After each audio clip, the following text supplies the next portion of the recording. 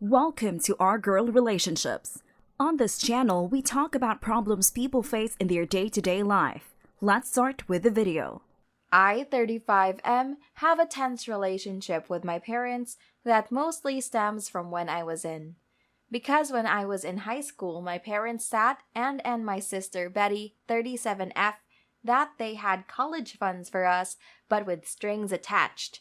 In order to get our college fully paid for 4 years, we'd have to go to a state school, maintain a 3.0 GPA, allow them access to our grades each semester as proof of our GPA, to keep our nose clean, no getting in trouble with the law, and they'd have to approve of our majors, as they didn't work hard for years and save, for us to blow it all away a fruitless career path. In addition, they would also give us a monthly allowance to use however we saw fit. At the time, my sister and I agreed to those terms, and our parents helped pick out our schools. My sister was always into STEM, so she had no problem picking out a major that suited their tastes. When it was my turn, I was on the fence, as none of the majors I knew my parents would approve of interest me in the long term. I was allowed to spend my first year as undeclared, so I could knock out my gen eds, but during the summer, my parents told me it was time to pick a major. I broke down and admitted that my passion wasn't in STEM and begged them to allow me to do what I wanted. My parents responded with "these are the terms" and cut me off while my sister berated me for trying to scam mom and dad. Without my parents' support, I had to work 2 jobs while going to school part-time. It was rough, and I didn't actually get a job in my field of study that paid me enough to be my sole income.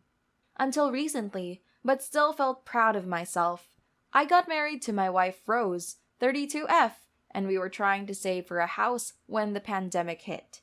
After burning through a huge chunk of our savings, I asked my parents for a loan that I intended to pay back. My parents said that before they would even consider it, I would need to give copies of my and my wife's bills, paychecks, etc. This was so humiliating and hurtful because I've never had a history of not paying people back, nor have I ever asked my parents for money since college. Their response? These are the terms. I almost gave in when Rose discovered she was pregnant, but her own parents gave us the money we needed and I got my new job. We were so grateful that we let Rose's parents pick the middle name. Fast forward to now, my parents are meeting Leia in person for the first time, but understandably, Leia wasn't feeling them too much. Dad suggested that they come for Christmas, but Rose and I were already going to spend Christmas with her parents. My parents argued that Rose's parents already got Leia for her first Christmas, and that it was their turn. I told them that Rose and I get final say on holidays. My parents responded with how unfair it was, and I said, "These are the terms." After my parents left, Betty called me up and said that I was being a petty a-hole. Am I the a-hole? Edit to add. I had to step away for a bit, but I already wanted to say thank you for some of the comments as well as clear up a few things. When I entered college, it was my intention to do a STEM major, like my parents wanted. But during my second semester, when I started taking low-level STEM courses to get a feel for it, I wasn't happy and changed my mind. I hoped if I came to my parents in a mature manner, with a plan that they'd change their minds, but didn't. Yes, I was upset, but accepted it. You're right. If I had gone to a bank, they would have asked for the things my parents did. But I didn't go to a bank. I went to family. My family also said more than once in the same conversation that I set myself up for failure, and talked about how much better of a position my sister was in. Again, while this was my parents' first time meeting Leia in person, this wasn't their first time meeting her in general. Up until then, her interactions with them had been through video chats and phones. Leia is the first grandchild on both sides. My sister is child-free, and I'm starting to think one of the reasons why she's getting on my case about this is because she doesn't want our parents to look at her for grandchildren. Leia didn't outright cry or fuss when she met my parents and was never scared of them. She was calm, and after a while she wanted to do her own thing, While with Rose's parents, she's happy, comfortable, and will play with them. Rose's parents offered us the money before they found out that we were expecting. Not the a-hole. Between the lines of financial support, I can get a sense of there being a lack of emotional support and acceptance for who you are and a disrespect for your ability as an adult. Having a relationship with a grandkid is a privilege, not a right.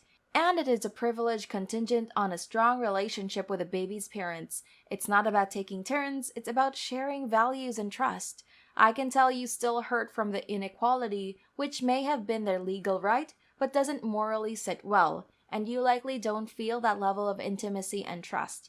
You have the right to set the terms of this relationship, its consequences, not retaliation. Wanting to save your child from love with stipulations is a healthy boundary to set. You are the parent and clearly have not relied on them for any financial help. You might have asked, but never took them up on it. They have chosen to live their life and ask you to meet their terms, and these are the consequences of those terms. Not the a-hole. Even though it felt good to say it, stand your ground, protect her from that behavior. Not the a-hole. You already had plans. They asked and you politely declined. You didn't get offended until they got all pissed about you, very understandably rejecting. They're being entitled. Please don't expose your kid to toxic people. With that said, you and your wife are the ones who decide when they get to be around your kid. Also, your sister just sounds like a yes man to your parents. I would just ignore what she says. Here's the next story. I, 37F, am a dual U.S. European national. My legally married, this is important here, husband, 37M, is South American. We have been married for 2.5 years. We live together in Paris. We have only lived together for 3 months because of the travel restrictions immediately following our wedding. I was living in the States at the time, and all visas, including family reunification visas, were not being issued. We ultimately decided to go to France because it was easier to get him a visa so we could live together. On the other side of the Atlantic, on the west coast of the US, one of my childhood best friends, 37M, is getting married to his partner, 33F. We are delighted for them, and I was excited when he asked me to be in the bridal party. Today, casually on the phone, I mentioned that we had started the process to get husband a visitor's visa for the wedding in September, and that I was hopeful this would happen. Well, this is when a friend informed me that they are limiting +1s to serious relationships, and since husband and I have not lived together for 1 year, we do not meet their criteria. I am shocked. We endured a long-distance marriage for over 2 years.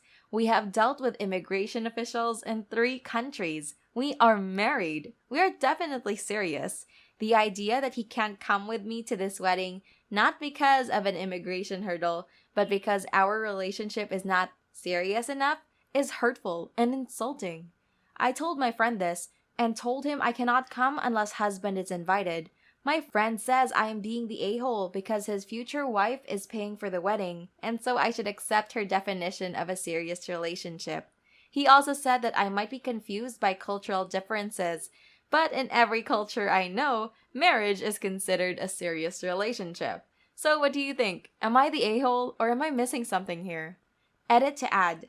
I don't think this is about an issue between my husband and my friend. They seem to like each other and have been mountain climbing alone, without me, together. Not the a-hole. I think we're all missing something here. Why wouldn't your relationship qualify as serious to her? Just because you guys haven't lived together for a year? What if he was military and on deployment? Would that count under their definition? Did they give you a reason outside of cultural differences?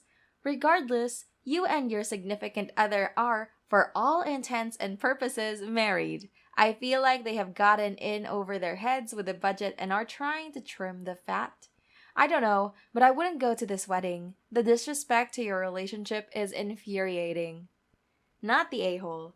It sounds like they just don't like your husband, or they're just being cheapskates or something. I don't understand how being married isn't a serious relationship, but living together for a year is? What if those people aren't even dating and they're just F buddies or something? That makes no sense at all. And it's such a flawed scale of measuring a serious relationship. Why isn't your friend willing to defend your relationship status? And why is he gaslighting you because you don't live in the country? Not the a-hole. You're right. Marriage is considered committed, unless there is evidence to the contrary. What would they do if a guest has a military spouse that was training away from home or deployed for over a year? Deny them too? Your friend is being the a-hole by not wanting to rock the boat with his fiancé, or he has some issues with your husband that he is reluctant to admit and is using the +1 rule as an excuse. Are you able to talk to his partner directly about this? Here's the next story. My 17M dad passed away last year. He and my mom, 55F, had business together in the textile industry that consisted of constant delivery and pickup. Before my dad passed away last year, he was in charge of almost everything: accounting, purchases, payments, deliveries, pickups, etc., etc. My mom is a legal owner, but a part of working some days, she never did much. She was never a stay-at-home mom, but she wasn't a big worker too. My dad used to do almost everything, and now that he's gone, everything had fallen into my brothers, 30M, 26M, 22M, and I. She was never an easygoing mom, but now things are just effed up. She expects us to do a ton of the work my dad used to do. She doesn't do anything regarding to accounting, and it doesn't matter how much my brother explained things to her. She refuses to learn. She doesn't know how to manage purchases, payments, clients, but every time we try to help her, she accuses us of calling her stupid when that's not our intention. Truth be told, she's not a businesswoman. Since my brothers have a lot on their back, I'm the one doing deliveries and pickups all the time because she doesn't drive. She also doesn't trust me with my dad's car, so I have to drive them in Uber or bicycle. I've had a part-time job for 2 years now, and I refuse to quit because I know that my mom won't pay me, and I like to have cash for my things. Plus, if we fall behind on some bills, I can help with my income. But now that I'm preparing for college, it has become too much. My older brother and I talked back in November, and he told me that he'll manage my college fund and pay for the rest because ever since my dad died, my mom has stopped to put money in it. The only thing he asked was to keep helping them this year, so I had to quit my other job. A month ago, I told my mom that she had to start looking for my replacement because I'll most likely move. She went mad, of course, but there wasn't much she could do. Since I'm jobless, she started to go harder on me. More work around the house, more deliveries and pickups, and I started to feel drowned. One of my brothers stepped in and started to do them with me. Yesterday, one of my friends had a small birthday party, and I went there because we only had one delivery, and it was my brother's turn. So I was there from 2 p.m. to 11 p.m. When I came home, my mom was waiting for me, and she told me that we had a pickup at 5, and since my brother was busy, she missed it because no one else could do it. She said that it was my fault, and that from now on I couldn't go outside because it was my duty. I had enough, and I yelled that I wasn't her employee and to leave me alone. I ran to my room and called my older brother. He came this morning and basically told my mom that she had to step in and do the deliveries herself because I had other things going on. But my mom is hella mad at me, and my brother told me to cut her some slack because this is hard on all of us. Not the a-hole. First of all, your mother is an adult and the owner. If she is not going to put in the work and run the business, then she should make the 4 of you equal owners and get out of it. She could receive some type of monthly allowance from the business. She could also hire a manager to run the business and step back.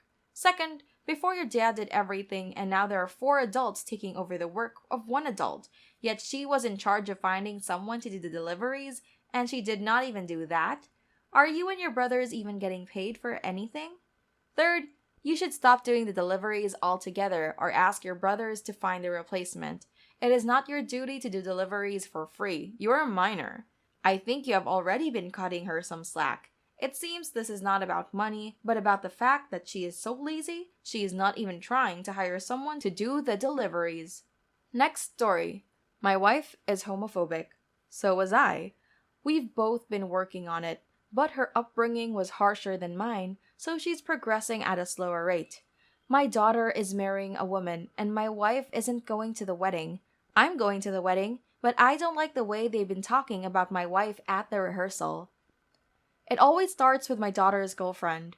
She'll say something out loud like, "Oh, I know who we're not letting around our children." Someone will ask, "Who are you talking about?" She'll point at me and say, "His wife is so homophobic, she can't even come to her own daughter's wedding." And then she'll say to me, "You're a good guy. I don't know how you put up with her." And I'll say, "Because I was there a few months ago, so I know what she's going through, and I see the work that she's been putting in." The girlfriend will pat my hand and say, "You don't have to make excuses for her." I talked to my daughter about this, and she just shrugged and said, "Well, I guess mom should have been here." I called my wife and told her what they were saying, and that I'm coming home, but she said that someone needed to be at our daughter's wedding, and to just let them say whatever they wanted about her. Today they were drinking, as we did the dinner table rehearsal, of how everyone would walk in and where we would sit. The guy decided to give a toast and say, "I can't effing stand religious, homophobic bigots. Why can't people just love who they love? I just want to give a toast to my future wife's husband for overcoming that, and being patient enough to stay with his bee of a wife." That was too much for me. Everyone was cheering, and I got up and walked away from the table. My daughter caught up to me and asked where I was going. I told her I'm going to my hotel room to pack. She begged me to come back inside, and I eventually relented and said I wouldn't go home, but that I'm going back to the hotel room and that she should talk to her girlfriend because if it happens again, I'm going home. My daughter got angry and tried to defend her girlfriend by saying that she was really hurt and embarrassed by my wife not showing up. I said, "Just like you got mad right now and tried to defend your wife, how do you think I feel listening to these strangers call my wife and your mother a bee? I'm going back to my hotel room, and if I hear any more talk like this, I'm leaving." She said, "If you leave for home, don't come back," and went back inside. I went to the hotel room, and I was getting ready to go home, but my wife called because our daughter had texted her that I had ruined the rehearsal, and I was about to not show up for the wedding, and convinced me to stay. I'm giving it one more chance. There's one more rehearsal tonight, and the wedding's tomorrow. Am I the a-hole for ruining the rehearsal by walking out like that? Would I be the a-hole if they said something crazy tonight and I leave and not show up for the wedding? I think you mean fiancé, not girlfriend. Imagine knowing your mom not only refuses to come to your wedding, but says something as cold as, "Someone needs to be at our daughter's wedding," like you'd say, "Someone needs to pick up the dry cleaning." You're the a-hole, and so is your wife. You seem to disrespect the woman your daughter is marrying, and I'm wondering why you're even attending. If you're gonna ruin your daughter's wedding by acting childish, maybe it's better if you do go home.